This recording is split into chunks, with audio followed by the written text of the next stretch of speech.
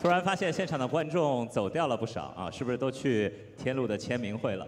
留下来的观众比较幸运，因为你们能够看到接下来这场比赛的精彩的开场。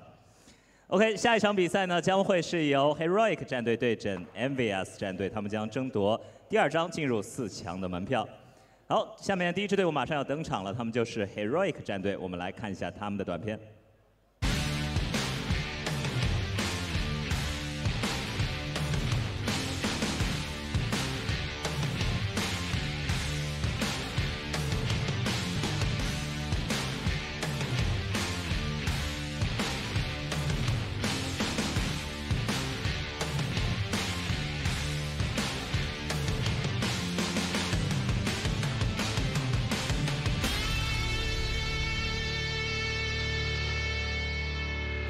好，让我们掌声欢迎 Heroic 战队。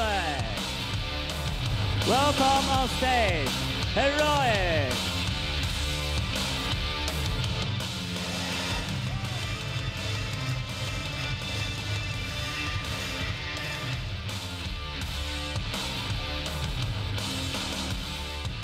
Okay, thank you guys. Welcome to Shanghai and have a good luck. Please take your seats and get ready. .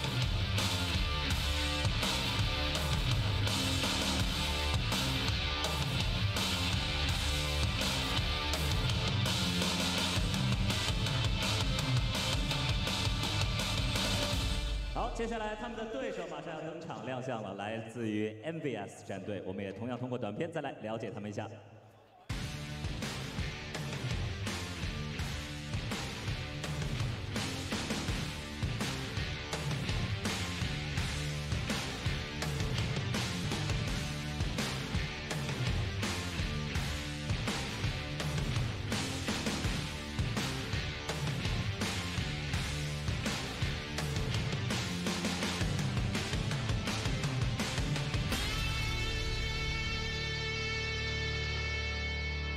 让我们掌声有请 EnVyUs 战队。EnVyUs。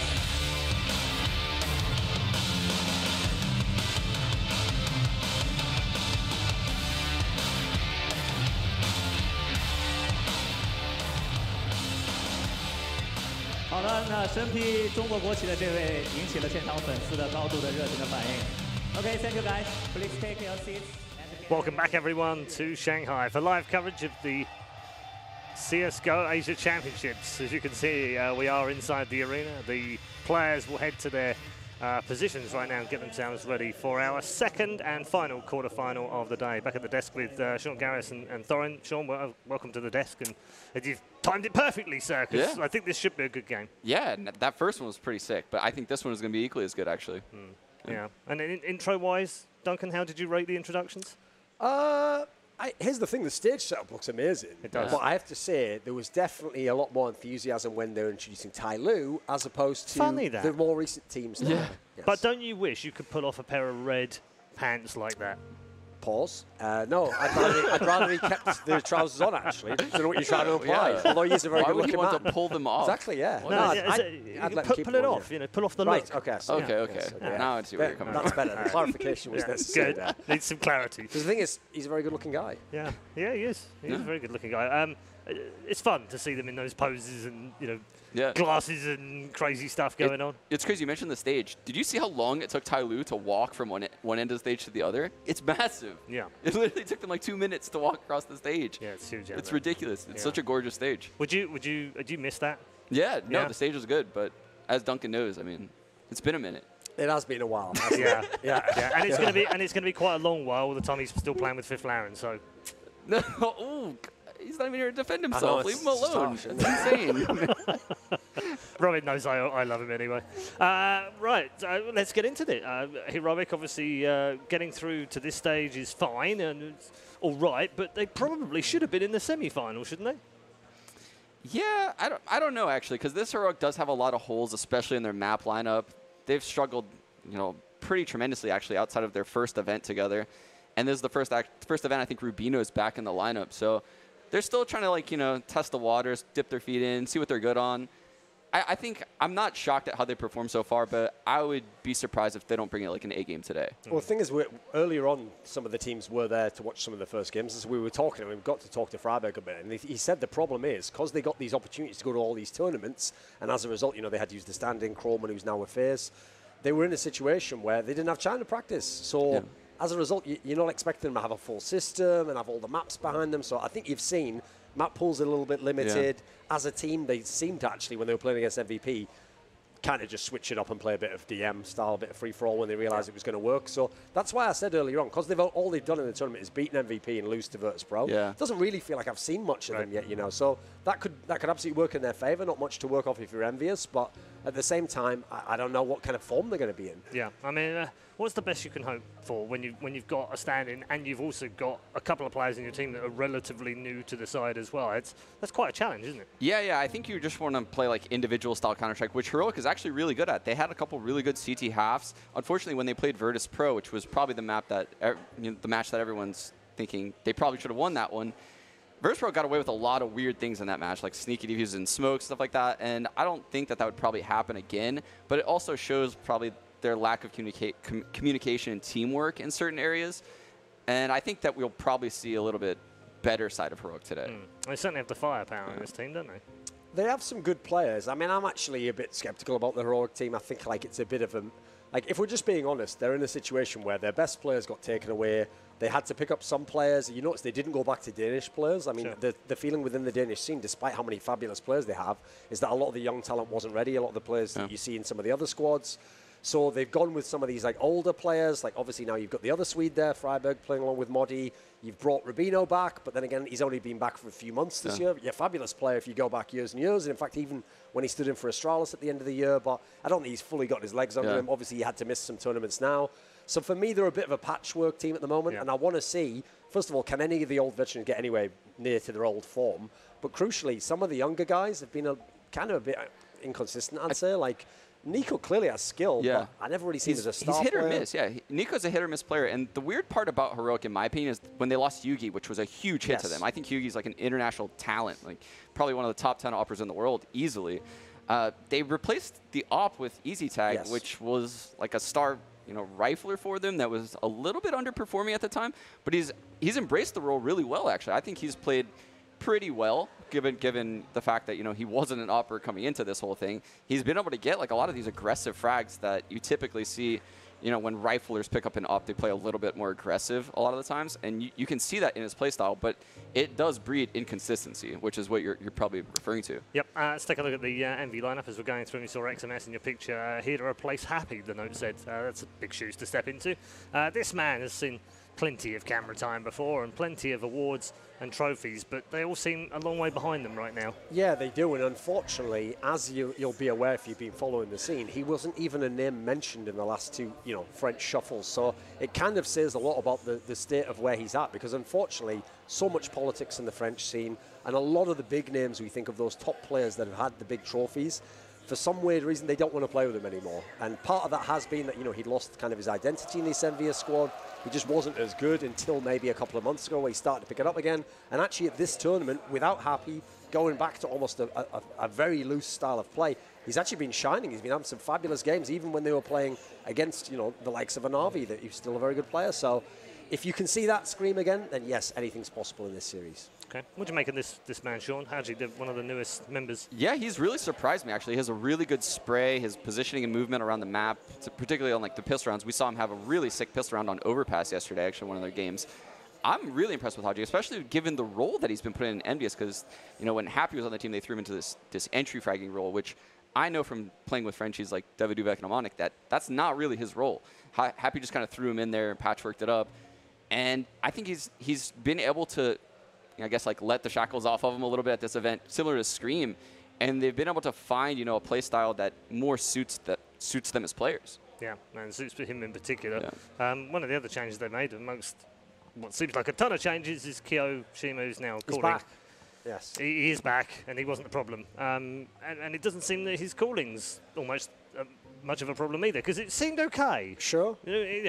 First games, obviously, and it's always going to be a bit hit and miss here, but it seemed okay. I figure one thing that has to help is obviously he was in that fabulous FaZe lineup who were very good. People forget before they got Guardian, they were still making all the finals, they were winning international tournaments. So in that team, he was playing under Carrigan, who was famously good at that loose style where you let your star players play and you just try and do mid-round calls, basically. So if he's learned anything from that, he's a fairly intelligent player. Hopefully he can bring some of that to this squad. And it's maybe just for this tournament, so it's not even like you have to plan long-term. You figure something out that can work now and in this match. Yeah, and something that people always forget about Kiyashima is he spent so much of his career, on a top 5 team in the world. Those early EnVyUs days, and then going into FaZe, he's actually a legend in CSGO that gets massively overlooked when you talk about, the most successful players.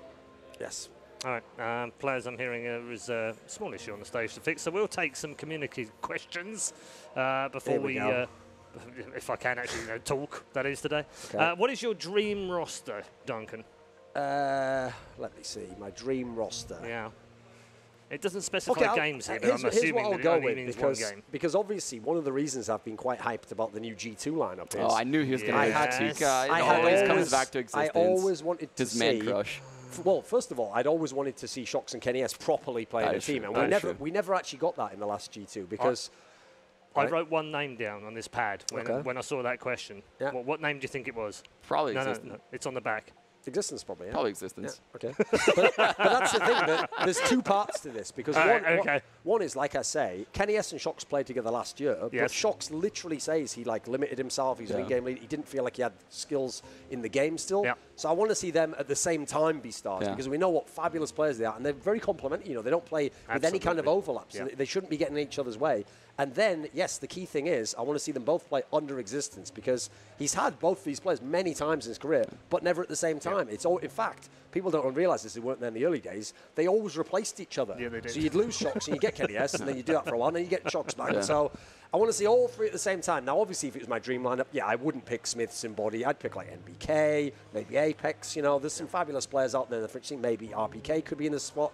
So I think that's one of the sad things, and it kind of ties into the EnVyUs topic, is you think of the old days of Counter-Strike, it was Sweden #1, yes. Yeah. But France was right there with them, and they were only just a little bit below. The last few years have been so underwhelming in that sense. They've had all the talent, but they've never gotten them into the right squad or at the right time with, the right players motivated. So I still feel like if you were to put together the best French players, you could absolutely have a world-beating side. All right, well, thank you, Duncan Le Shields. Sean? I think Are we getting a North American bias? No, I literally think FaZe pretty much nailed it when Olaf's actually in the roster. I think FaZe has such a sick roster. They have all the roles complete. I mean, if you want to throw Simple in there for someone, I don't even know. Well, who'd you replace? That's the problem. Yeah, that's the problem. Is I don't even know who I would replace. Obviously, since Olaf's been out of the lineup for so long, it would be easy for me in my head to be like, okay, put Simple in place of Olaf. But Olaf played such a pivotal role in all their success until he got injured. So I mean, they Olaf to coach. Yeah, they have all the positions that I love, right? I actually think Kerrigan does a great job in game leading. Guardians, one of the best operators in the world, obviously. Nico, one of the best players in the world. Rain, that solo sight player that will never miss a shot. He's very consistent. So I mean, they have everything. I don't know. I've always enjoyed watching FaZe because of Kerrigan. I can't believe he was so humble because I thought he was going to say, because here's the obvious thing you say if you were an in-game leader is, it'd be FaZe, but I'm the in-game leader. That's the one you want, right? I'm trying to be humble out here, okay. right? He's doing a Bentec. Yeah, I'm trying to, I saw Bentec. I'm trying to take a page out of his book. Okay. Apparently, the map veto's are ready. Duncan, what are your thoughts on this? I mean, we have seen these teams obviously have to patch it together. Now, Heroic wants to play Mirage, but that is actually usually a ban of EnVyUs, but they've gone with Nuke this time. So Mirage is available. Inferno for EnVyUs is fairly obvious. They were actually strong on that even in the happy days. Now, where we get, not talking about the Fonzie, obviously, there, and Ron Howard. No, it's, we'll see where we get for the third one here. Okay, it looks like we're on train. Now, that is a map that actually the old EnVyUs squad was decent on, and Heroic could play, but I don't think they're that convincing. This is the problem with both these squads. No fault of EnVyUs is they are a mixed team, so you don't expect them to have a deep map pool. Heroic is getting their back together again, so I think they've each got a distinct map they can have a very good chance on, but God only knows when we get to train. I really have no clue who that would even favor. What's so interesting about this matchup is EnVyUs hates playing both Mirage and Nuke, but they can only veto one, obviously, and Heroic hates playing Cash Inferno, and they can only veto one, and those are both the picks of the other team. So I have a hard time seeing this not going all 3 maps. Okay, all 3 maps, but which way? I'm going to go EnVyUs. I'm going to go EnVyUs because they've shown me a lot more potential. I really like how they're playing loose. Heroic is such a strong team, though, and they do a lot of cool 3-1-1 stuff. Still going EnVyUs. All right, Duncan. Okay. I'm going to say EnVyUs wins as well, but I'm going to say 2-1 because, like Sean said, like it's illogical that they'd win each other's map pick. They just seem like they'll be too weak on it. So each team has the comfort map. We go to the third one, and that's the 4-1-1 from me, American Police Codes. I like it. I like it a lot. Right then, time for our second quarterfinal and final quarterfinal of the day, and a change up in the commentary booth. We welcome back Mr. Bardolph and Mr. DDK. Enjoy series number 2. Thank you very much, Red Eye. So, yes, we've got EnVyUs and Heroic. It's going to be a fun one. It's really hard to predict with these two teams. I think the operative word that was used on the desk first by Duncan was patchwork teams. Both teams are sort of in that sort of mode, but I feel like I kind of almost want to lean towards EnVyUs personally. I'm not sure where you stand on James, just because I do feel like they are playing with a level of freedom and fun that EnVyUs have not seen, in a while. So yeah, I think that EnVyUs with 2 or 3 weeks would probably, I would pick them to beat Heroic here. But the things that make me doubt them is obviously this is a team which has been thrown together very last minute, and we've seen scenarios where they were on the T side, they were doing things. Maybe you might have like a 3-pronged assault or something, but they were doing it just one bit at a time because they don't have the practice there and they don't have the drills and so on. And I think they will get punished by what should be a stronger team in Heroic than we might have seen in the past. But that remains to be seen. So I think it really could go either way. If EnVy have been able to use that experience and they can fix that in the short term, then I think that there's a very reasonable chance that they can win. But if they can't fix that, then I think they'll get punished by Heroic, especially, well, by the whole team. We've seen a lot of them performing really well. We've seen Freiberg fragging out. But I think Modi, he's quite aggressive. I think he will be very punishing if they give up too many mistakes.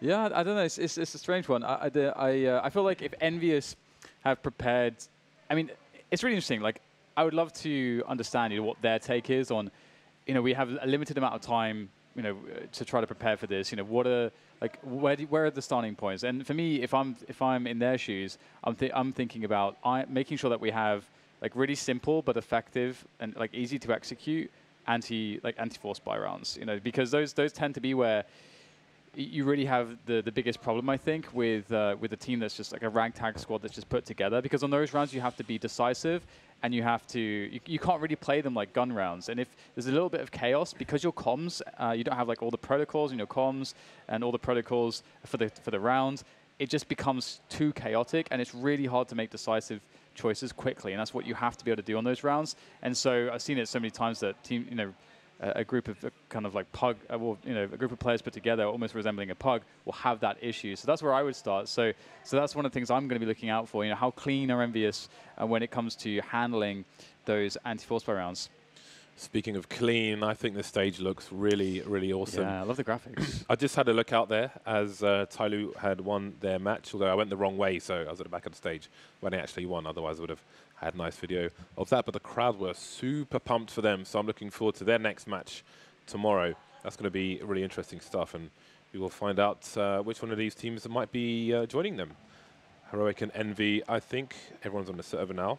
Let me see if my GoTV is up just yet. Who do you think might win at home? Let us know on the Twitter at PGL and give us your thoughts on who you think might be pivotal in winning this match for both sides. I mean, looking at Heroic, who do you think are the main people to watch in terms of somebody taking this one? Well, it's weird because I would really say Modi would be the go-to for me, but the games I've seen of him so far this tournament, he's not looked fantastic. I haven't really seen a good look Modi since Yugi was on the team. And Yugi was obviously, as Sean mentioned, an incredible AWPer, like an international talent, a standout on Heroic. We saw that at E-League when Heroic first sort of came into sort of more top flight CS with, and that's actually really where Yugi, I think, became the most known. I think there was a victory against SK, which did feature the likes of crazy plays from Yugi. But beyond that sort of run, that era, haven't seen too much from Modi since. And we haven't seen the likes of Heroic in a lot of these top as a top 8 feature in some of these pro circuits. So it's hard for me to know who to go with on Heroic, honestly. With EnVyUs, if it's a bit easier, I really feel like the likes of Haji, Kiyoshima, Scream, these are 3 players that just jump straight out to me. Nico had a technical issue which is being solved at the moment. Once that has been resolved, obviously we will be into the match. So yeah, I think Inferno will be quite telling as to the state of Envy overall and the T side. So if they are to start on the T side, I think we'll have a lot of information for them in the long term of this match at least, very quickly indeed. We'll be focusing on those first buy rounds. How have you found Shanghai so far? Well, today was the first day I slept more than 4 or 5 hours, so that was nice. Other than that, I haven't really been outside too much, to be honest. Been focusing on trying to sleep, James. Great. So I mean, you've had more time because you haven't been able to sleep. So I went to the mall next door, which has 9 floors. It was pretty cool. Some fish tanks. They got like a big crab restaurant and things there. So I wanted to check out the aquarium, but speaking of fish tanks, yeah, there was a shark. There's a shark dive I could do in the aquarium, but oh wow, their website was not so informative, so I just didn't want to like drag someone to translate and book it for me and stuff like that. But I'm going to Bali on Tuesday, so can do some diving there instead. I wonder how, going back to EnVyUs, I wonder how Haji's role has changed with this look, because one of the most standout performances that I was seeing from him routinely was on Inferno, and was in that entry fragger role. And as Sean said, he was thrust upon that role. It wasn't really necessarily something that he favored, but he did take to it really, really well. And considering the fact that Scream's been playing really well this tournament, much better than he is typically with Happy on the team of late, and the fact that Kiyoshima's on the lineup, I don't know. Like, I think they have a really, really solid chance to have a knockout half on the T side if they get a good start. Yeah, yes, I think that's partly a refresh that they needed, which doesn't necessarily mean that Happy was an issue, but just a change in approach. And you can definitely see how their sides were set up with him at the helm. So at least him being absent will create a dramatic change, and some kind of change was needed. We'll find out over time if this is that change. Yeah. So we should be just a few minutes away to the game starting now, and then some of these questions can be answered for sure. Taking that the wrong way around. The unlucky thing though for one of these teams is that they'll be up against I would say probably the harder team of the potential semi-finalists, which is Na'Vi.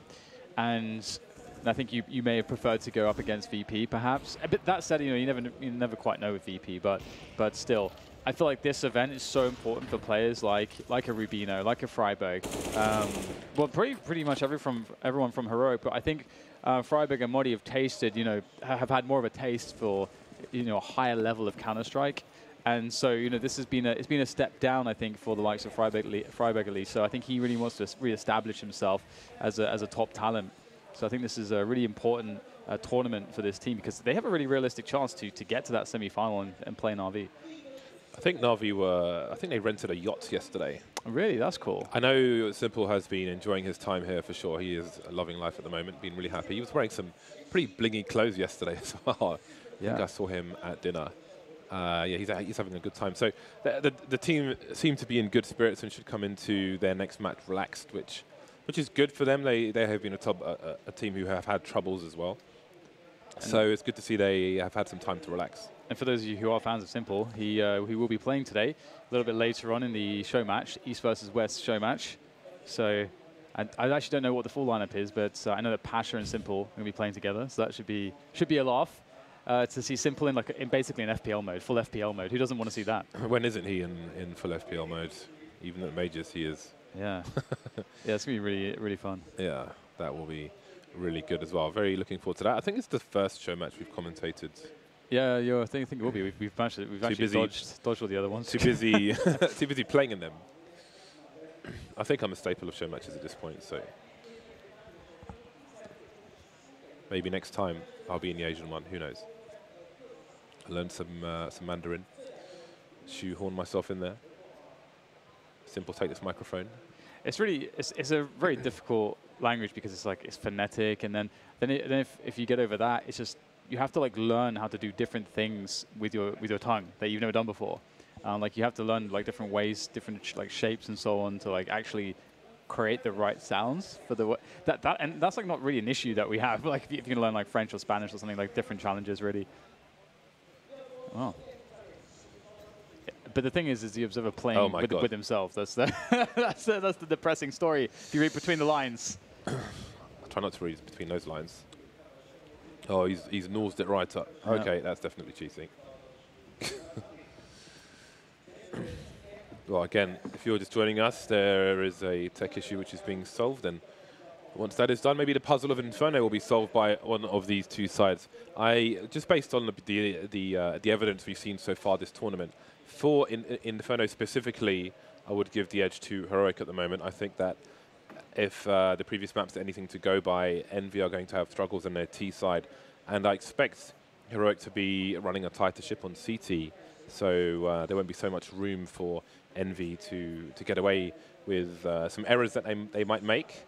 So my hope is that they have, I mean, one would presume they have been doing some scrims as well, and even in this early stage, those can be very valuable to them. So with any luck, they would have done some demo reviews as well and fixed those issues, or at least improved them. Man, I want to get on that stage. Look how shiny and reflective it is. It's really done well. And the Chinese fans were so loud. We were a floor below them in our green room for the previous match, and we could still hear them screaming, which is great. Counter-Strike is most certainly alive. Some insane performances from Execute as well. I am told that we have a community question. What is the question, Dan? Will we ever see an era of Asian CS being tier 1 or 2, and how do they get to the next level? I think. What do you think, Dan? Boot camping in Europe and North America is super important, because I think that you just need to it's like what Michael Jordan said, right? When people asked him about his success, he's like, I'm successful because I've made made every mistake right. Like you want to be exposed to all different types of styles and metas, so that you can be forced into spots where like you understand like more what to expect from your opposition, as well as you get punished more. Because what we see right now from some of the Asian teams is there's a huge focus. At least like from Tyloo's perspective, right? Let's look at Tyloo.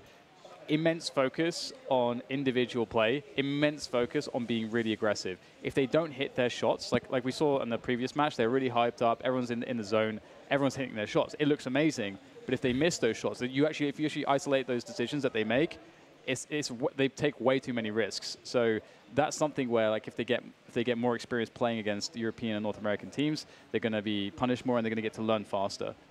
Yes, I agree with what Dan is saying, and it's my answer as well, is that the Asian teams need as much exposure to other regions as possible, namely the European scene. I think is going to give you the most discipline. The only way I can really compare it is as a player who used to play Street Fighter competitively in Europe, going to an arcade in Japan, any mistake you're used to making in Europe, you get absolutely annihilated for. You lose 40%. When you play out of your region, and it forces you to kind of fix those holes and so on. But the problem is you go back to your own region, and the longer you play there, you might start to get those bad habits again. So it's just constant exposure to European Counter-Strike mainly, and upper tier North American Counter-Strike. But here we are. Heroic will be starting on the CT side. So I will get my focus on EnVy and their buy rounds, at least on their T side. Okay, so all rushing down mid already. Freiberg going straight 2-second mid. Modi down the middle, looking to get the quick headshots, but there will be no quick headshots, not for him or the other team. This is the least eventful mid-rush I think I've ever seen on Inferno. No one's dead. This is very surprising. That Deep Smoke is also creating some problems. Very, very bizarre situation, but the smoke onto CT will allow EnVyUs to take the B bomb site. How is no one dead yet? That's what is happening? Finally, 6 has been picked off. Rubino taken out through the smoke by pot shot from XMS. The bomb will get planted around a coffin position. 4-on-4 retake attempt for Heroic. All the grenades have been used by the CT side. S-Tag's got the kit, and he's very close to the site, which has been abandoned. This is so weird. We kill out 2 players here. That is very unusual for EnVy. Nobody holding construction from the site, but it hasn't really cost them just yet. Great angle from Haji. Nice one tap from him. He's got Modi to deal with as well, looking to pre-fire. He's got the bullets for it with the Glock. He turned quite deep away from a shot. I don't know what, if he's sort of a flashbang or something, but 2 versus 1 now for Modi, and he won't get anywhere near the defuse kit. So that is a round for Envy, but again, I said that the T side would be very telling as to what we might expect from them. They all pretty much abandoned the site and had nobody looking from coffins into the site. If S-Tag went deeper behind the fountain, he would have probably killed those 2 players towards CT for free, and then Heroic win the round. And that's just a pistol round. That's round number 1. My God. Well, we're going to see the classic triple Mac 10 buy from EnVyUs. I say classic, usually they go for 4. But this is one of the things I was talking about, you know, how good, how disciplined, how decisive will their anti-force buys be. So this is going to be immediately the answer to that. We'll see a couple nades at top banana. They're playing passively in the opener here just to make sure that they don't get caught off by anything. But you'd expect in the next 20 seconds for them to, around 1 minute, 1:10, for them to actually start to try and create something, some map control. You've sort of identified that the CTs don't want to be aggressive at this point. So then the, what is the word? The impetus, it's another word beginning with P, I think. But the impetus on you to push forwards, take map control, and slowly but surely get yourself onto a bomb site. And the other thing as well is that in this round, it's really important that you pressure the CTs so that they use their smoke grenades. Right now, EnVyUs are not pressuring them nearly enough. At this point, Heroic are in a pretty advantageous position due to the smoke grenades. Still 2, still 2 left. No, 1. The screen's really far away. 3 players moving up banana for Envy, and it seems that the rest of the French-speaking side will join them. Now, where is S-Tag headed? He is looking away from... Oh, he's got a pop flash lined up. How will this work out for him? Making his play. So far, so good. Spots 2 more players. So he has bought some time for the rotation, but it will be very deep and very long. Nico is here as well. The season has been taken out of play. There are 3 players in the red. Oh, they are all 1-deagable now. This is going to be a problem for Envy, as long as Nico can stay alive. Oh boy, this is going to be...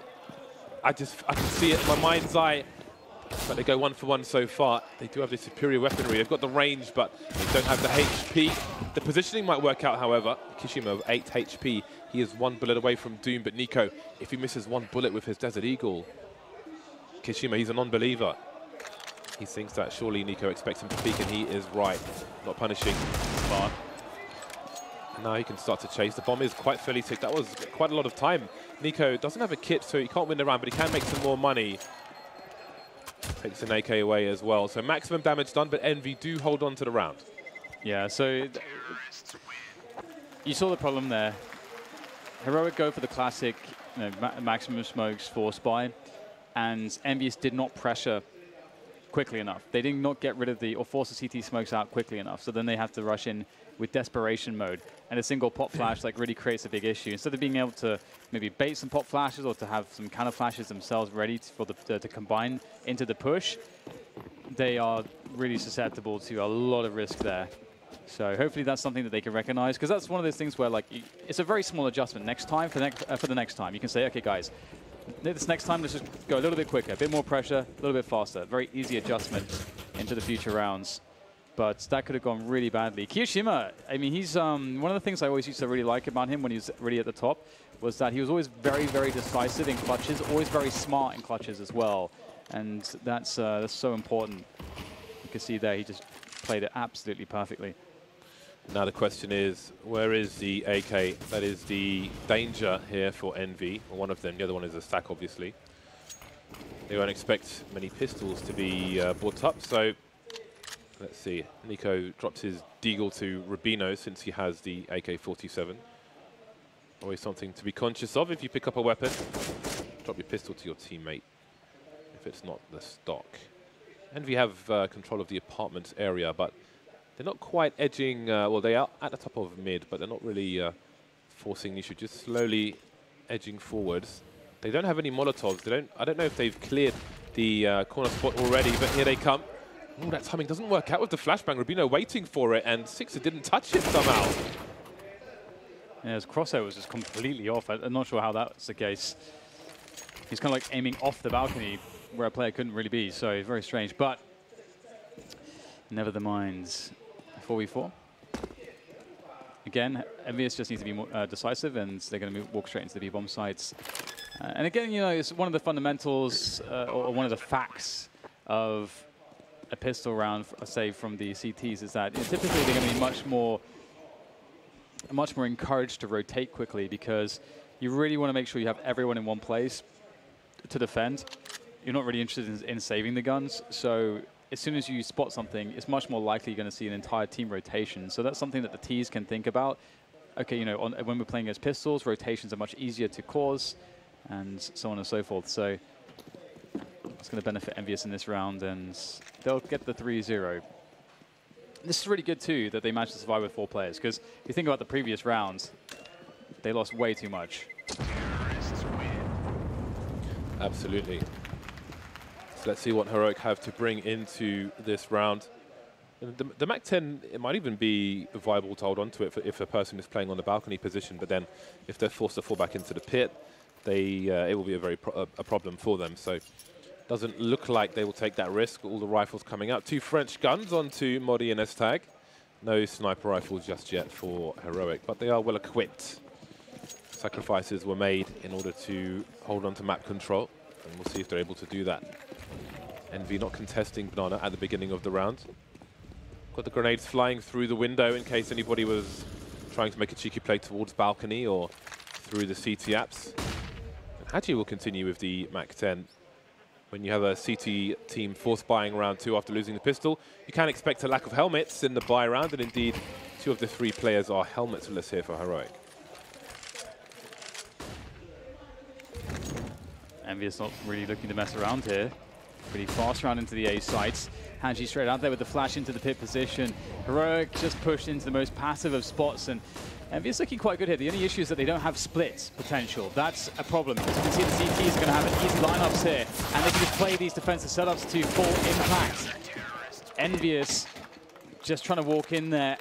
Heroic responding well, giving them the space they wanted.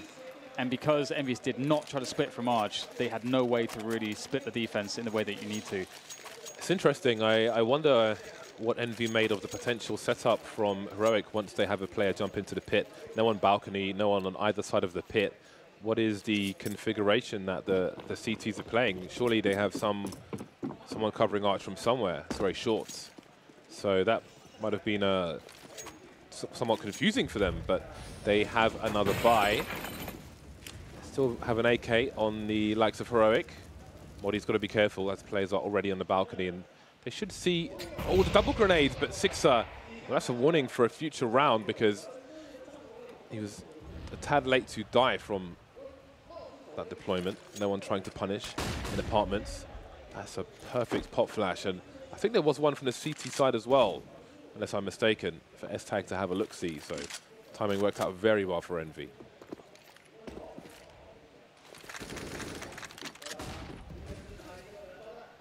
XMS now has boiler. So they've got the apartments controlled mostly, and with the Arch smoke, they can move into top mid control.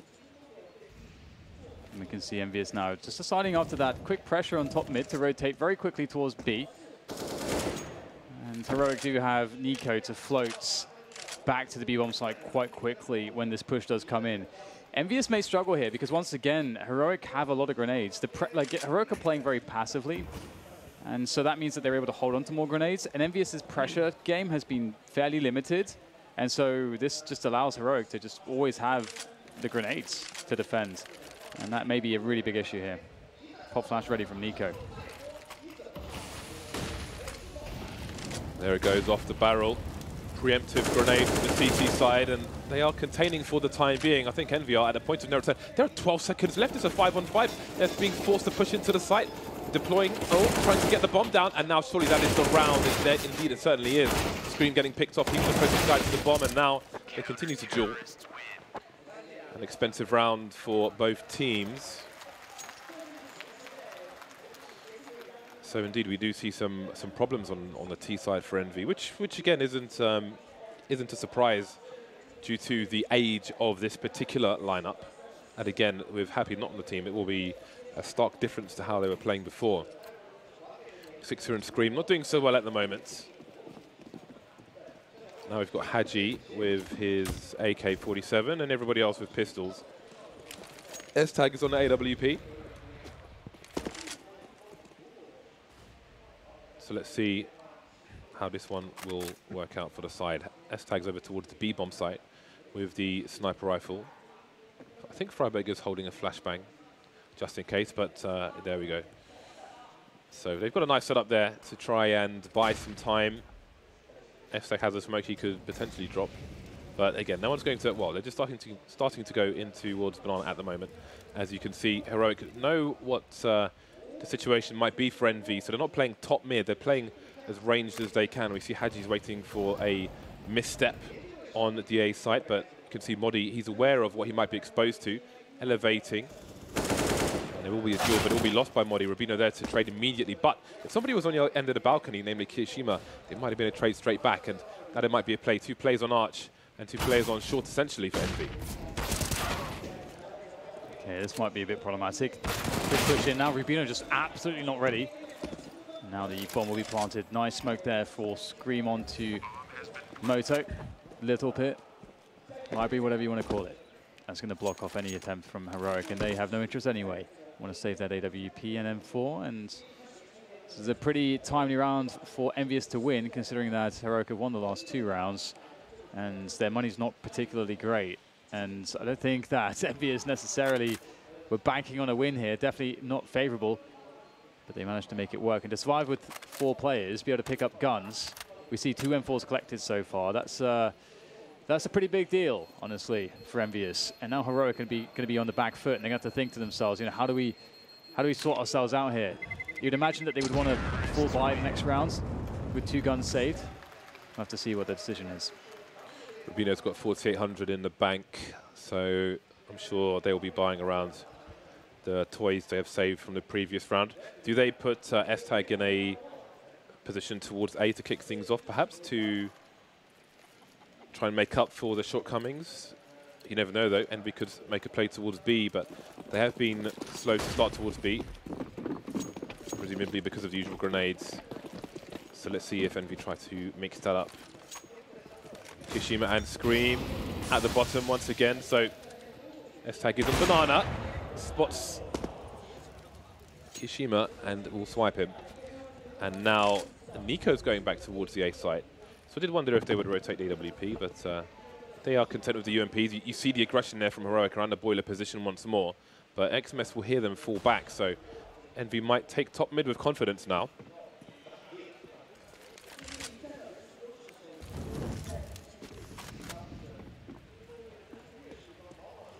Now, what are they going to be up to here? EnVyUs, they've got top mid. Haji looking to poke already and create potentially a picking position. XMS will also with pressure in the apartments. That really is going to make Heroic think that it's going to be A at this point. And they will indeed float an additional player, although Nico, he's actually not going to float back towards A. He's going to go back towards B after all, and that will be in response to a couple nades thrown by EnVyUs. So EnVyUs are really trying to fool Heroic here. Heroic really don't know exactly what's happening. And we've got 40 seconds left in the rounds. And now the bomb is making its way through the T apartments. And EnVyUs are going to go for the wrap. On the anti-eco round, EnVy smoked the balcony on A when they were faking towards B after losing a few players, which is maybe why Heroic are unsure. But now 25 seconds left. Nico is trying to make his way over. But this time, EnVy are wrapping the site from both sides. But Six is not sure about the pit position, so he's not really coming in for the crossfire just yet.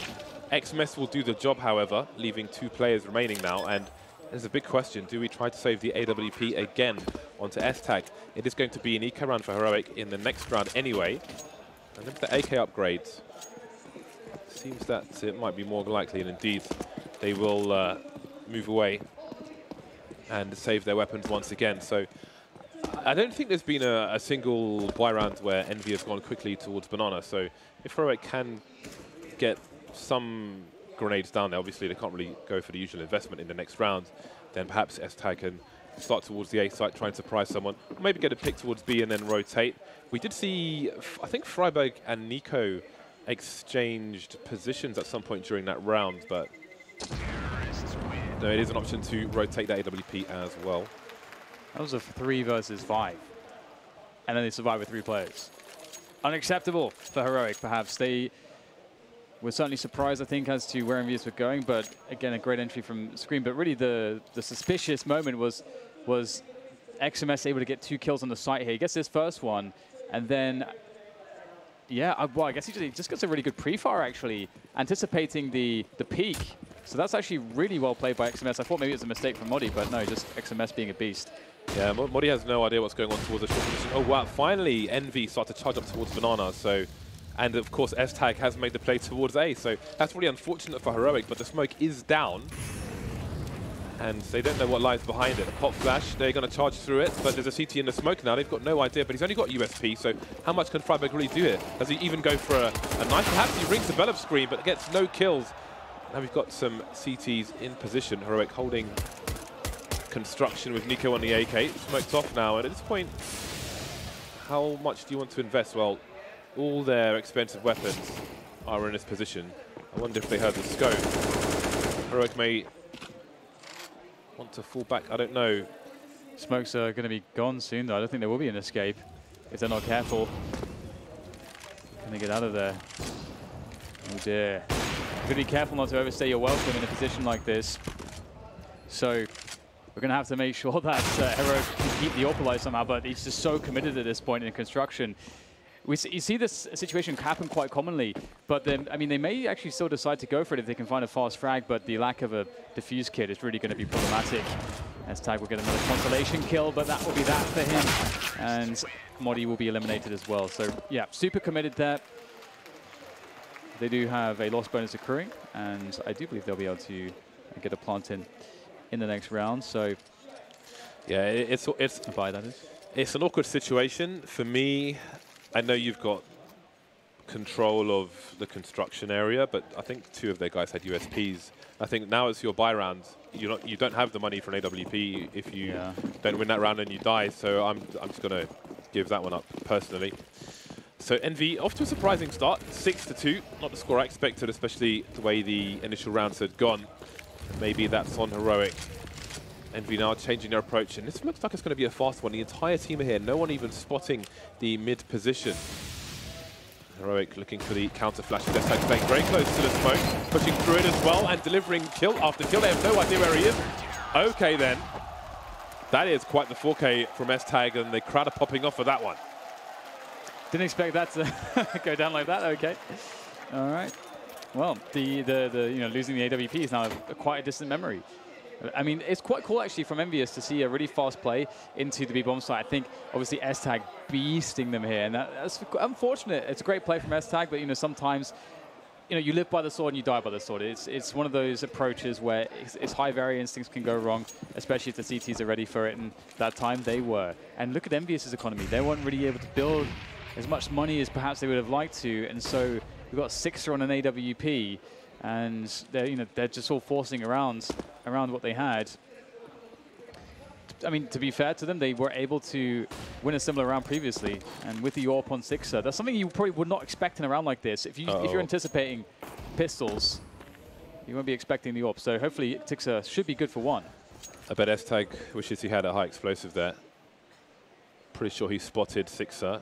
Molotov would have only forced him from his position, but a HE would have done big damage. So he will hold on to the Molotov for now in case there's a push later on. Always nice to drop it behind a smoke if you have the opportunity. Ooh, he saw a hand. He's waiting for a re-peek. I wonder if Nico heard something. There's a potential bait setup to be had here. You see the angle S-Tag is holding. Liquid have a bait setup where they'll be further back and hold the tightest pixel crack. Fire some shots when the T's look, then the other chap will pop out. But Sixers waiting for another scenario with Hadji holding the angle, but moves back around the corner, and now they've lost all their possession towards Arch. And they've got to force their way in from short. Scream, the only person looking towards Arch at the moment, but he's carrying the bomb and he's got a Glock, so he needs to go and join his team. They need to use these numbers to try to get onto the site. Problem is, there are 3 CTs here with a diamond around them. That's a good start from Kirishima. Nico now focusing on a plant attempt with the time on the clock, and Modi can run distraction in the meantime. Now Sixer has to walk away with his sniper rifle. He will get no money for losing this round and being alive, so it will be interesting times for Envy. I think that's fine for Sixer to to try to get another opportunity with that AWP, and although his team will be on Glocks. But that's something that can work. You can get the AWP in there for a fast pick, and then if you get the Glocks to rush down, let's say you're going towards Banana, you pick that first guy, the Glocks are rushing towards the second, he's out of position. That's kind of like the perfect scenario where you could win around like this. Oh, they actually had enough money, my bad. So this will look a lot stronger then, but let's see what Kiyoshima can do. He's going to be going first here. Very low utility here for EnVyUs. Very, very low utility. You almost would have wanted somebody to sacrifice one of the AKs to have more, but it really depends how they decide to play out the round. If they want to be fast, it can make sense. I think they're going for peaks, but they've got one flashbang, and there are 3 of them on Banana. If they want to engage in the B site, they need to use that one flashbang over the roof to try and flash as many people as possible. If someone's playing around the fountain, which I think Freiburg is, that might be a problem, but for the time being, they will start to establish some control towards A, it seems. Haji waiting for XMS to join in, but there's a double peek, off-angle double peek from the CT side, and it collapses entirely. Nico will spot the players as they come out of the apartments, and he doesn't like what he sees. He does not like what he sees. They just call the insta-save. And this is a very, very timely round, one back from EnVyUs. I would imagine that Heroic would get a lot of momentum. Should they have closed this round down? The question is whether EnVyUs will consider hunting. The problem for them, though, is that their money really sucks. So they may just give up on that and just try to keep all their weapons alive. But we are closing out the first half here. There's only 3 rounds remaining after this one. So we shall see. It looks like they are not interested. Just thinking about how they can survive. And Freiburg could cause some problems there. We'll see if he changes his position. He's the most forward one, though. XMS needs to move forward, otherwise he's going to die. Where is he? Ooh, is he live? Yeah, he's fine. 3 points of damage, easy. That's 25%. He is good for it. So 3 weapons saved for Heroic. They will, of course, buy around them. We see a sniper rifle coming out once more. This is kind of weird. You see Rubino is in the middle. Normally, you have somebody on either side, so he's trying to avoid the pre-fire from the T's, but they don't get a single frag from that, which is really unfortunate for Heroic, but fortunate that they still have a buy overall, thanks to what they saved. How can they change their fortunes? S-Tag going over towards the B bomb site once again. We'll take a passive angle towards the coffin area. Well, I think his teammate will smoke off the top of Banana. So they will wait for Envy to come to them. In the meantime, well, we've seen, as this half has progressed, we've seen more and more aggression towards Banana from Envy earlier on in the round. Now they need to identify what kind of setup the CTs might be playing.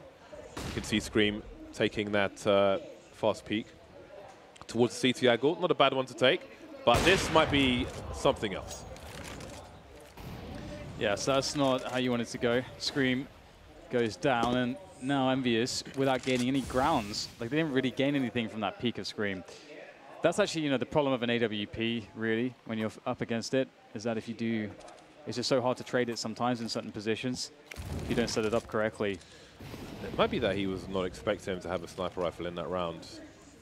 Probably taken him by surprise. The one thing, though, is that that goes for EnVyUs is that there's no presence on Banana from Heroic. They're just playing really, really passively. And look at that. EnVyUs just walking up into the archway. Again, this passive play is going to now create essentially a 4 versus 2 on the bomb site here for Heroic. This is not ideal for them. The wrap is coming in. The rotation from Heroic is happening, but the defense on the A bomb site needs to keep going. It needs to survive. It needs to do damage, and it is doing just that. Now just 6 are left alive. The no-scopes does get 1, and he still can save this round potentially if he's fast. He's got to understand, though, these players are peeking him from short, but Sixer, he really looked like he didn't want to have, he didn't make a gamble there, and he does get taken down. So that, honestly, EnVyUs, they really abused Heroic there. A 4v2 into the A-bomb site, and they were not able to make it work. Yeah, they had them surrounded, trying to identify the crossfire. Rubino running distraction and getting all the kills, to be honest. I would love to see some Liquid-esque setups on A, on the CT side. Some of the things we saw at ECS finals were quite stimulating, especially around the arch area. As I mentioned in the previous round, 6 are now down to the CZ75 and 4 AK-47s. 4 of the 5 players here for EnVy. We see again Nico entrusted with Arch on his own. Not afraid to play close to the smoke. He can choose to face the wall there in case they try to burst through with a flashbang, but you don't really see that so much in the Arch position. 3 smokes down on A, and that will keep the CTs contained for the time being. Now we see EnVy starting to grenade top of Banana. Freiburg rotating to the library, not quite to the B bomb site. So not Freiburg, Nico. But Freiburg's going to be looking for the information as a flashbang, but Kiyoshima is not blind. Saves his teammate Sixer, who was completely white. And that might be the bomb on the radar for Heroic. Nico is making his way over, so it will be a 5 versus 2 push, it seems. Yeah, looks good for EnVyUs. Aztec has to be perfect. There you go. First shot, first kill, but gets traded instantly. Nice approach from EnVyUs. Good spacing on the push, and they'll make it happen. 8 rounds for them as Heroic. The remainder of Heroic will be saving. And EnVyUs in a very nice spot now to maybe get 9 rounds. Or maybe even 10 rounds if they're lucky in this first half. I think that we expected them to have a good T side, or at least I did. And if they do get that 10-5, that's a scary situation for Heroic.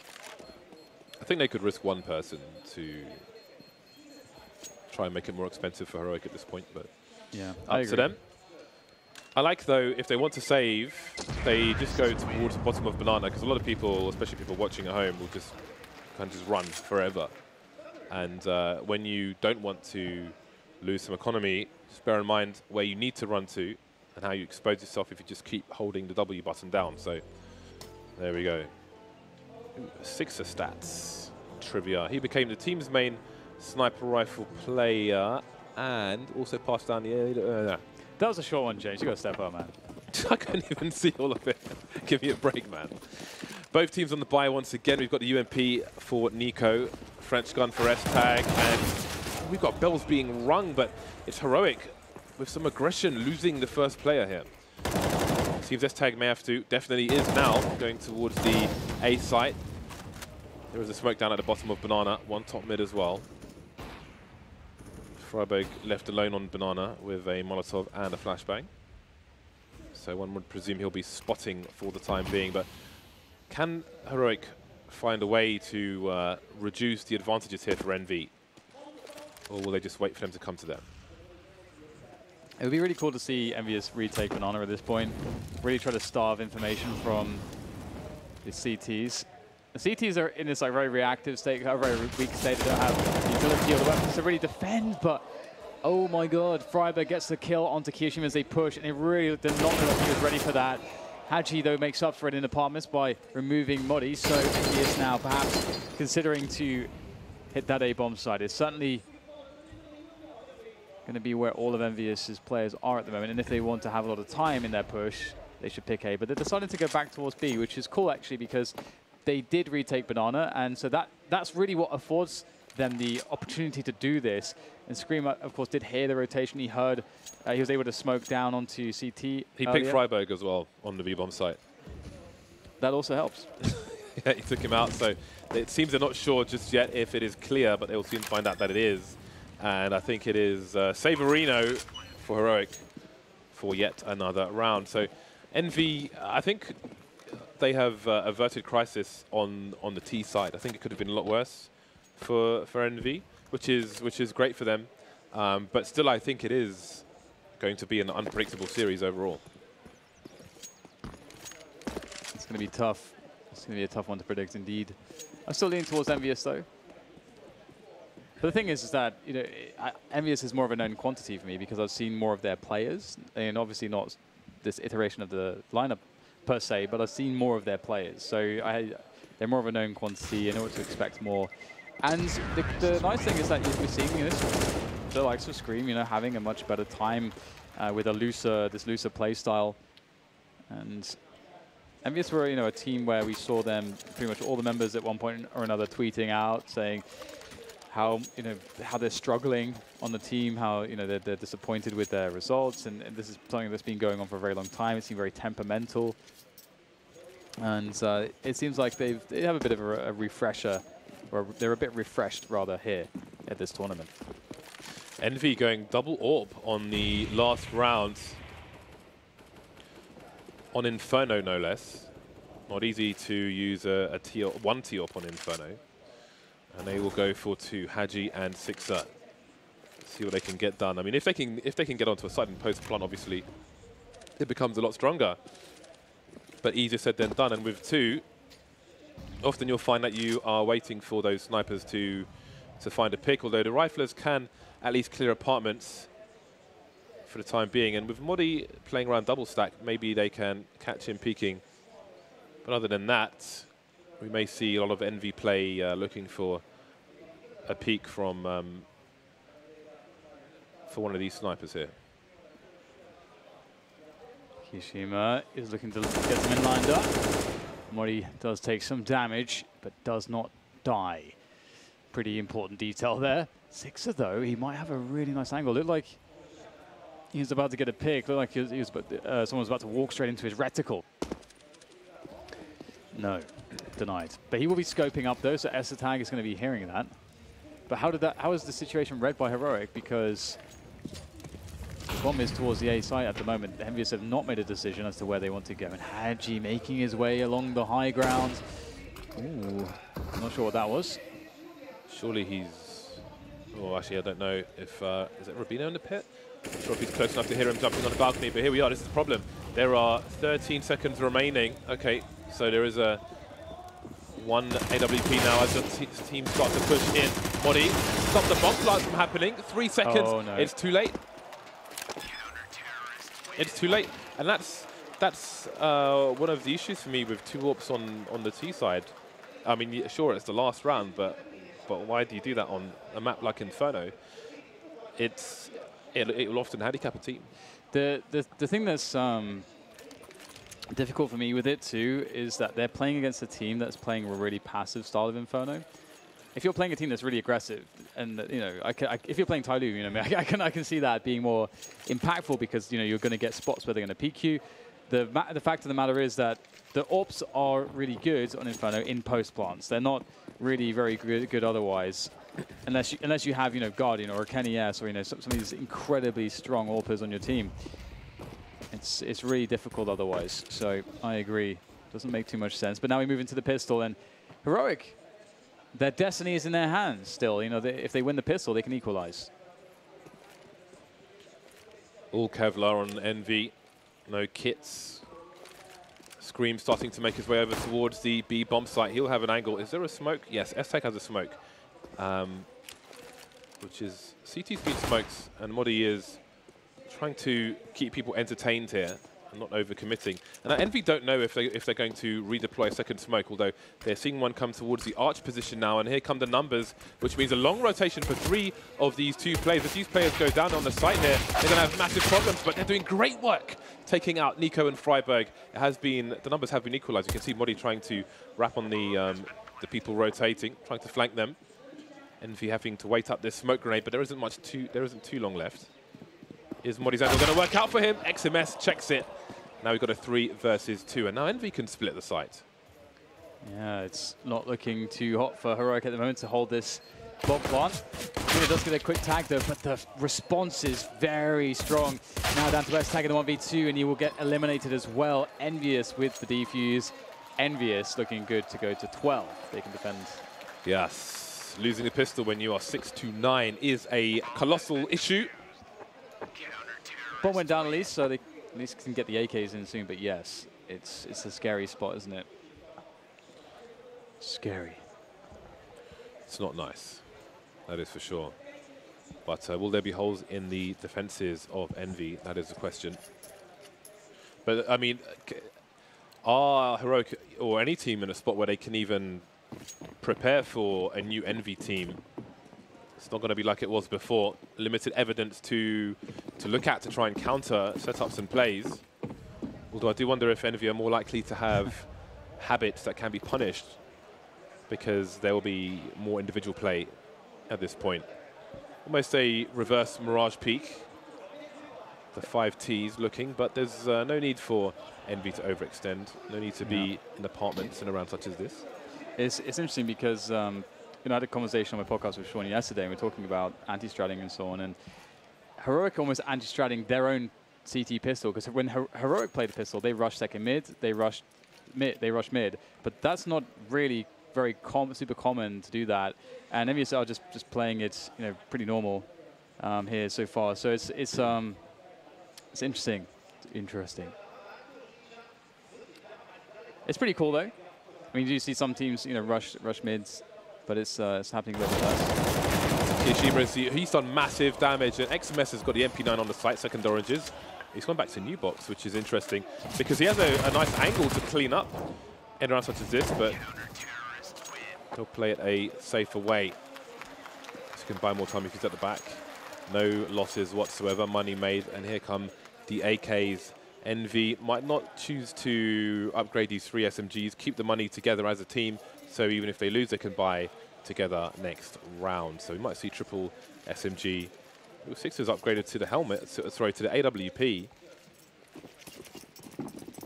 And it will be the 2 SMGs, so let's see how it plays out for Heroic. They will be limited on grenades. They've got 2 Molotovs, which will likely be used towards the B bomb site, but then if they choose to push A, they might have trouble clearing the pit later on.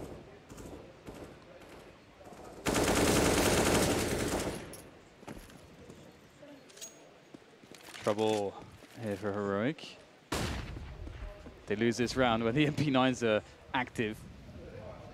It's going to be a scary, scary situation. They must find a way to crack the defense. We're getting a bit of pressure towards B and A at the moment. Heroic obviously taking over apartments, but the deep banana smoke is going to be blocking them. They will go through it though, which I really like. And EnVyUs still have 2 players on banana too, so you might have some action there. But EnVyUs do give up banana to Heroic's pressure. Really like this so far from Heroic this round.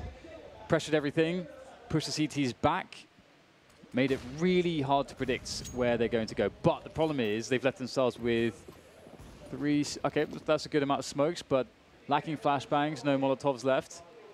Heroic really need to make the play now. EnVy are rotating a 3rd person towards the B bomb site. They gave up a lot of info in apps to Modi early on, had you running back, which is why Modi just walked in there.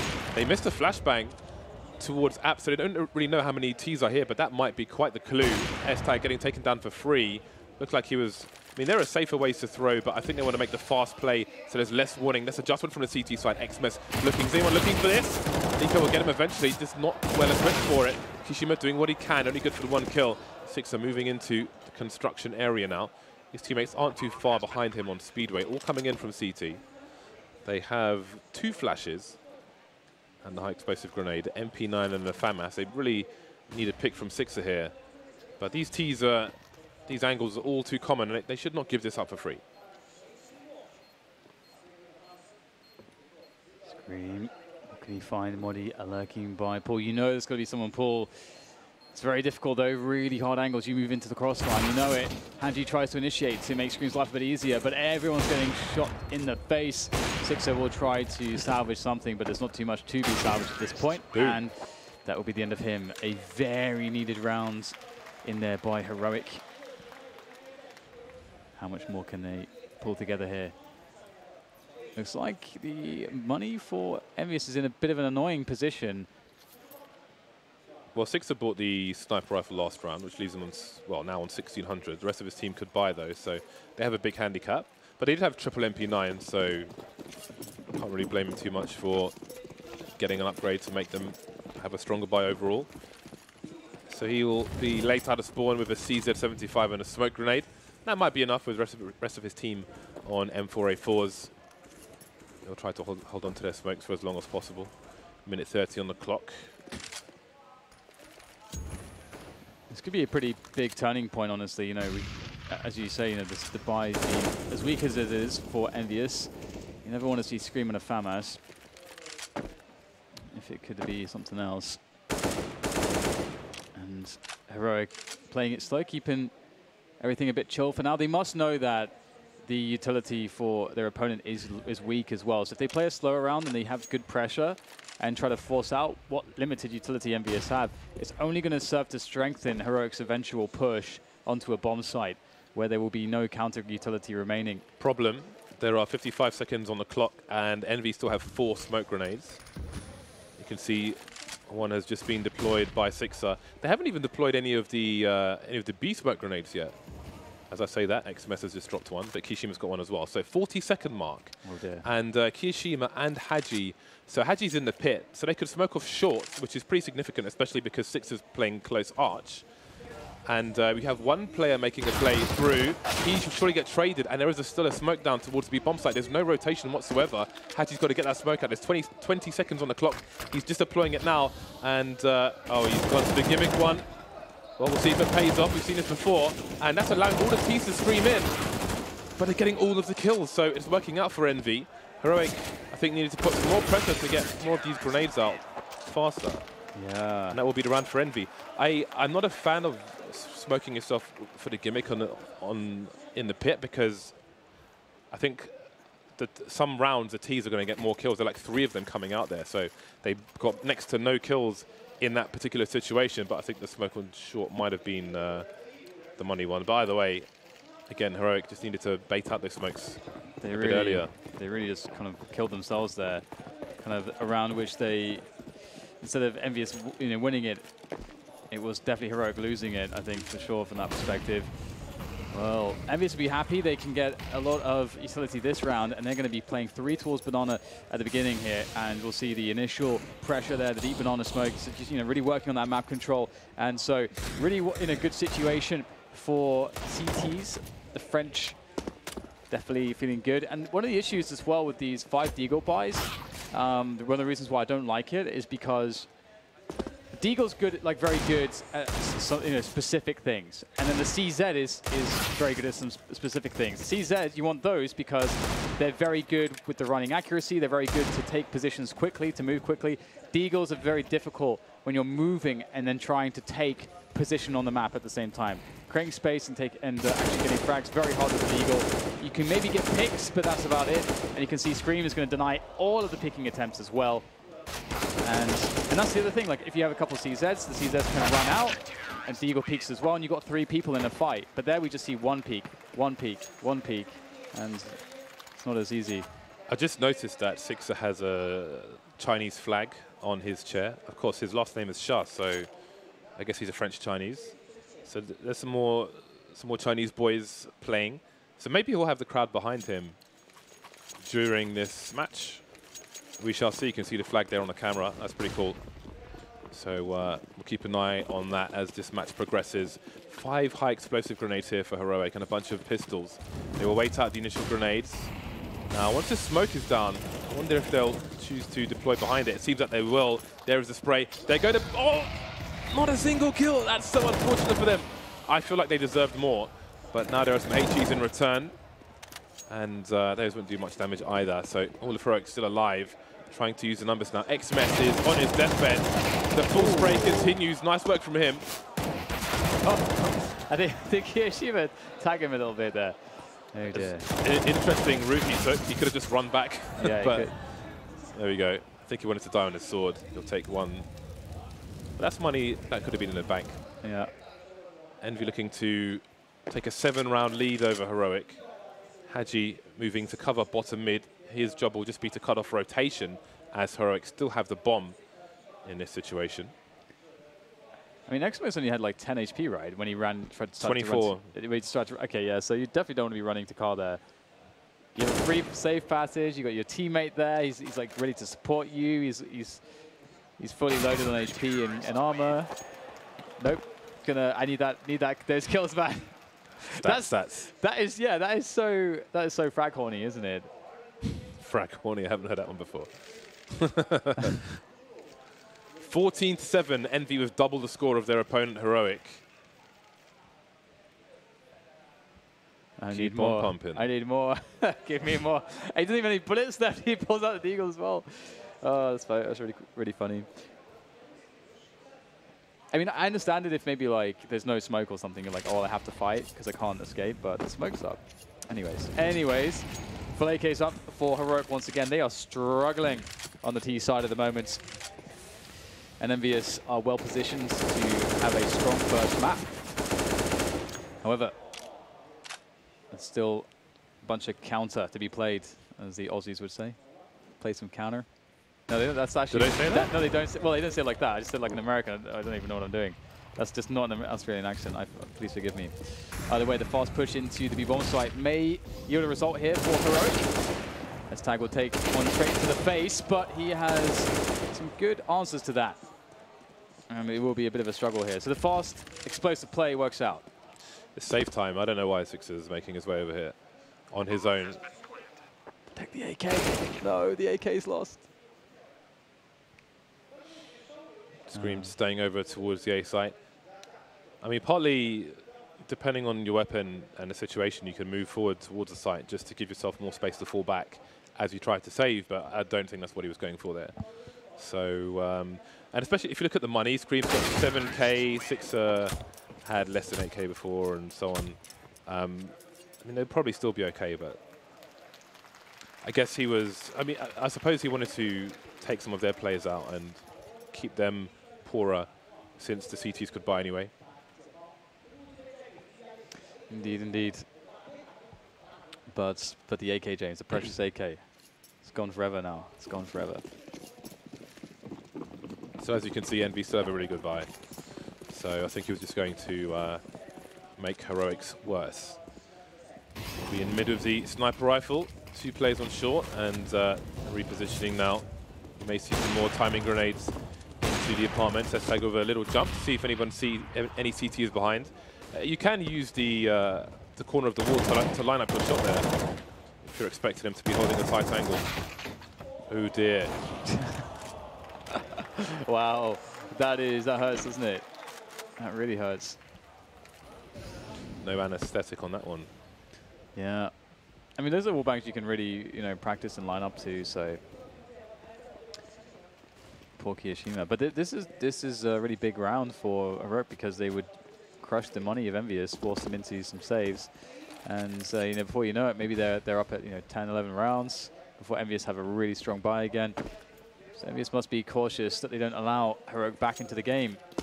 Heroic are going to go for the arch split onto A, perhaps. Let's see how that goes. Good smokes. Najee smoking himself off, but no one is in the short position. And they've lost control of arch. The CTs have made it out towards the library and CT spawn. And this has to be a suspect smoke grenade. They've got to wonder why this is here. And now they know. Gets 1 kill out of it. And it leaves the team in a 3 versus 2. Bombs in a horrible spot for Modi to collect it. And we've already got some, well, ACT in the apartments. Both players now moving around to the short position. And Modi's made his way for a deep plant on the site. And he's got a crossfire with EsTag. Yeah, there's so much time on the bomb that this really becomes a question of just getting frags from EsTag and Modi's perspective. As EnVyUs tried to move in, make the trays work out. So far, so good. Not for EsTag, though. Down to Modi. It's got to be very quick against XMS. XMS has gotten the better of him on this site in the first half. Let's see if that happens again. Modi, oh, we needed to get the frag there. Now XMS has a chance. Can he make it work still? It's time to go for the defuse. Gets the kill, and in comes the defuse. That is a critical clutch there from XMS. And now Heroic are going to be in a lot of trouble. I think Modi accidentally jumped during the end of that duel as well. And I heard some cheers in the crowd, so I think there is some support for Sixer here, which is awesome for him. Game point for EnVy. See that wallbang again. EsTag trying to do what he can. Should be happier than that. Yeah, you would have thought that was the camera of the team that just lost the round. That's very interesting. Kiyoshima on the auto shotgun now. Nice. This can be fun if you time it when there's a rush to the B-bomb site. Drop that CT smoke up top mid. Scream getting aggressive now. As are the rest of his team. Haji going to end up being bait. Do they realize that it's not Scream? XMS doing the damage. XMS and Sixer versus Modi and Freiberg. Now Sixer knows where Freiberg was. Baiting. Ooh, he's got the information. Trying to smoke the bomb off, and I think he might have done it. That's a good smoke. That's like an ideal smoke. For like just an improvised smoke, that's pretty good. Primate's going straight in there. Oh my god. He actually got dinked as well, but he gets the instant headshot as he pushes through a smoke. That is quite unlikely. EnVy still in good spirits. They thought that was pretty funny, which is good for them. Shows that they are confident that they're going to take the match, the game rather. What a crazy round. Yeah, I mean, you're a match point, just going for the mid rush. The crazy thing there is that, you know, what are they left with when it comes to the economy? Because did they just crush their own economy? Yeah, they are on eco now. You almost never see those mid rushes work in top level CS in buy rounds. Yeah, I don't know if they thought they might have a worse buy if they were just like, screw it, let's do this. It's fun to watch though. I mean, if they had loads of bank, then I could absolutely agree with it. But they'd have no bank. They're force buying, in fact, in the next round. So it seems a bit strange, doesn't it? Yeah. Oh. Modi was unlucky not to get the kill with the Mac-10 there. It's one of my most common knife spots. When you're playing on a pug and everyone goes in banana, you just probably have to stand there until they decide to spread out a bit more, so you can make sure no one's getting flanked. You can see feet from the balcony. But from that position now, the way the balconies are in New Inferno, it is more difficult to shoot someone. You're kind of shooting them in a calf, which can be annoying. But it is what it is. Heroic with a one-man disadvantage. The Mac-10 wasn't picked up. Oh, that's very nice positioning from Scream. Not expecting so many to be there, but he's wiped out almost everyone. Rubino 1 versus 4. So many weapons to collect on the rotation as well. Oh my god, Scream. He gets 2, goes back to the well, and oh, what a way to lose the map. That is crushing. Scream doing what Scream does, definitely seeing a new life from him in this ragtag group of Frenchies. It's the hair, man. It's the relaxed hair. It's all in the hair. That is amazing, isn't it? Yeah, that's cool. Awesome stuff. They are having fun. They are having fun. And that is a great way to start off the series. So much confidence now for EnVyUs as they move forwards.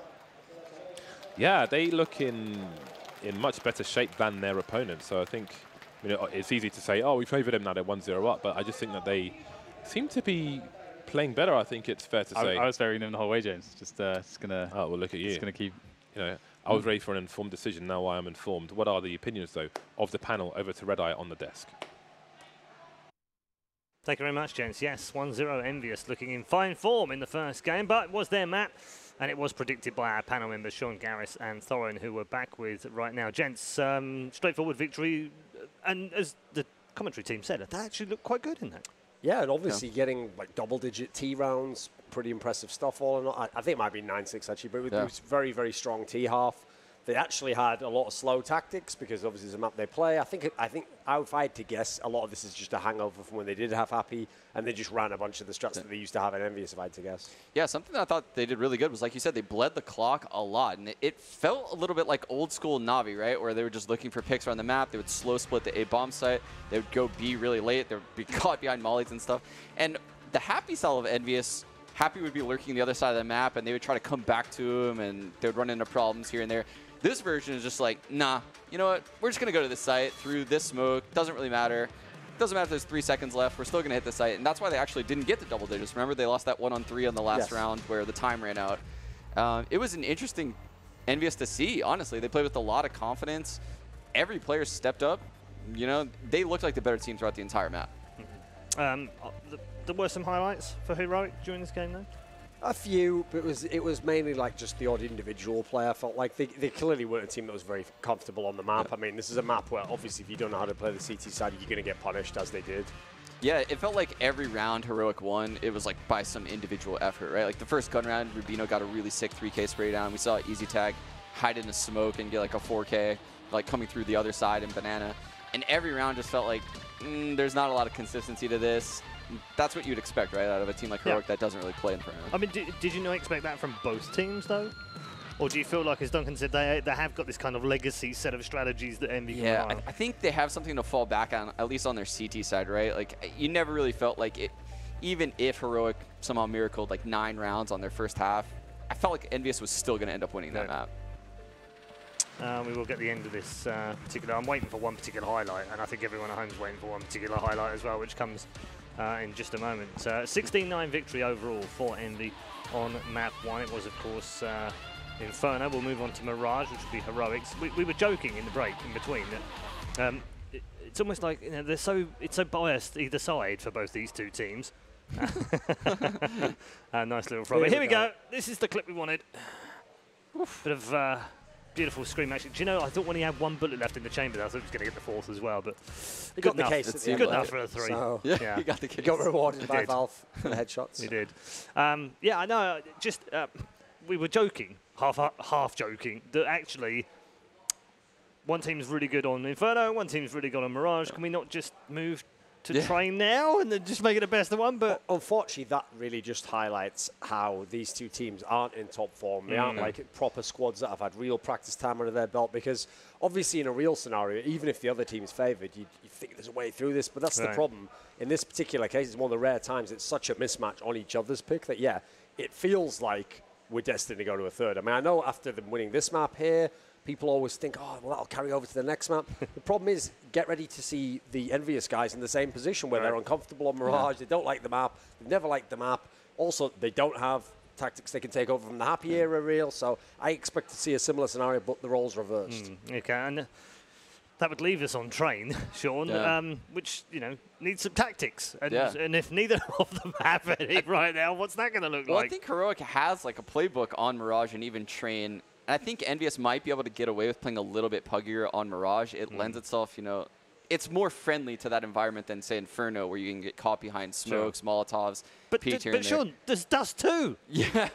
Like, Dust 2 is out there. They could have played it. That is true. Yeah, I don't know. Both these teams, just, their map pools right now are really weak. Like Duncan said, I mean, they're both in like this weird state of flux where they're patchworking like here and there. They're trying to figure something out, and these are just the maps they're comfortable on. Indeed. MVP for you, gents. We've got some XMS 2013, Scream 20 for 14, including that lovely 3K. Sure. I think by the end, Scream was pretty good. It's hard to tell. I mean, XMS obviously had a couple of rounds that were pretty key, actually. Yeah.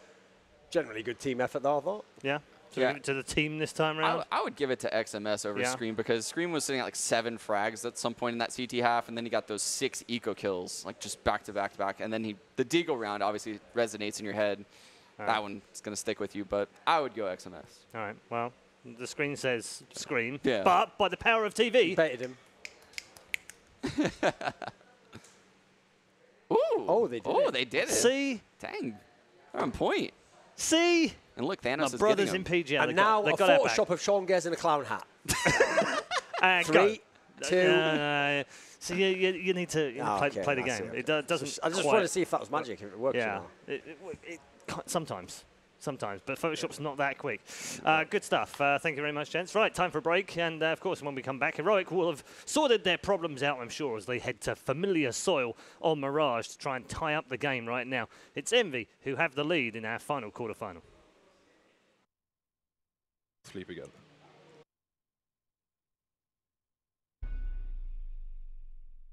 欢迎大家来到 CAC 的采访环节。那现在坐在我旁边的也是香蕉道之王 Freiburg. All right, so to start it off, I guess we want to talk about a little bit about teams. And recently, there's been a lot of roster changes for the teams participating in this event, including you guys as well. So how will this impact the overall performance of each team, do you think? I think that the tournament is very open to win for almost every team. I think definitely Navi are favorites here. They won Starladder I-League for a couple of weeks ago. And I mean, Simple has been playing out of his mind as of late. But like, for example, we don't know how well NIP will play. We don't know how good we will play with Rubinho. So there's a lot of teams that can, you know, come and upset and win this tournament, I think. And I guess, since you mentioned NIP, you used to be on that team for a very long time. And this time, there's a possibility that you'll have to play them eventually. Yeah. Do you think you still understand the way they play, or have they switched up their playstyle a little bit more? I think they have switched up their playstyle a bit. I think that with a new in-game leader, they have a different way of playing the game and thinking about how everything is working. But if I were to play them, I think it's definitely, you know, still a fun game. It's definitely going to be some internal battle, you know. Do you think you'll possibly be able to like read certain moves that they will pull off? I know, like, yeah, if I would be in a one-on-one against Forest or a one-on-one against Get Right, I know how they play or what they like to do. So I think I would be able to read them and win a, one-on-one against them. But at the same time, wouldn't they be able to read you as well? Or do you think you've really switched up the way you play? No, I think they would both be able to read me and I could read them. So, it would just be fun. I've only played them once when I played with Optic Gaming. You said you wanted to redeem yourself, but along those lines, your title, the King of Banana, is that something you want to get back? Of course. I mean, it's always fun to be remembered for something that I've done and to be able to play here and play well, especially in front of the crowd here in China. Because as I said, I've never been to a Chinese tournament before, or to China even before. So it's going to be a lot of fun. I expect a lot of fans and just a great time here.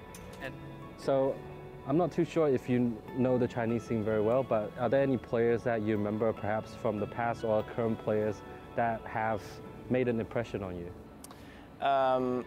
Especially, I remember Captain Mu and the guys from Tailu when they were playing there, and also like both the Chinese team here. I think I've seen a bit. I played against them a bit. They have been to some of the international tournaments back in Europe, so I played against them. We practiced, and I have both played against them as well. So probably Savage, Captain Mole, and those are probably the two biggest ones. Then we have Bintet in Tailu. He's not Chinese, but he's been playing very well recently. He has really helped Tailu to beat some of the very good teams. So I think that the Chinese teams, they are very unpredictable. It's very hard to know what they are doing. And they have a lot of individual skill. So it's definitely, those are hard teams to beat. You have to really play your A game if you want to win those matches. And I guess to wrap up this interview a little bit, we would like to have you to try and say something in Chinese, if that's okay. Mm-hmm. Yep. Can you say 大家好? 大家好. Yeah, you got it perfect. 我是 Freiburg. Freiburg. Yeah. Or if you prefer, if you want to say that in Chinese as well. King of Banana in Chinese, do you want to give that a go? Yeah, sure. 大家好，我是香蕉岛之王。大家好，我是香蕉岛之王。